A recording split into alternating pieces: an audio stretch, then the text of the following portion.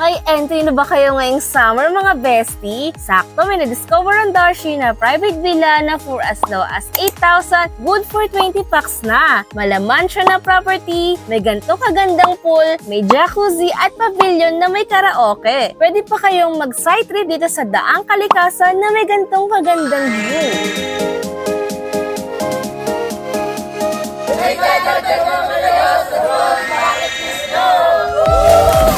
Located tong villa sa mga Tarem, Pangasinan. 3 hours lang yung biyahe from Metro Manila. Alam ko, init na kayo kaya itong swimming pool na yung sasalubong sa inyo. Sobrang lawak ng pool tsaka nagustuhan namin yung ambience kasi para siyang hidden paradise. Ganda, diba? By the way, bestie, yung 8K na rate at access dito sa pavilion at pool is for day tour lang ha. Pero kung gusto nyo ng bonggang overnight stay, itong buong villa na yung i-book nyo. Let's have a quick villa tour, POV para kang pumasok sa bahay ng celebrity, diba? I-welcome lang naman kayo ng malaking living area nila. May malaking flat screen TV at pwede pa kayo mag-Netflix and chill. Tsaka meron din silang karaoke na may drum set. Dito naman yung dining area na may long table. Char! Ito naman yung indoor kitchen. Fully functional and kompleto sila sa dining wares at cooking utensils. Ang bongga kasi may 2-door refrigerator sila at may ice maker machine. Shala, diba? Opak, di mo kinaya yung full glass windows tsaka pangyamanin na stairs at chandelier. Dito sa taas, meron ding billiard hall at lounge area na may access din kayo sa balcony na may view ng swimming pool tsaka breathtaking na mountain view. Nga pala, merong total of 3 spacious bedrooms tong villa. Elegant yung dating, lahat fully air-conditioned, hotel quality na beds tsaka pabalad na rin nila yung towels and toiletries.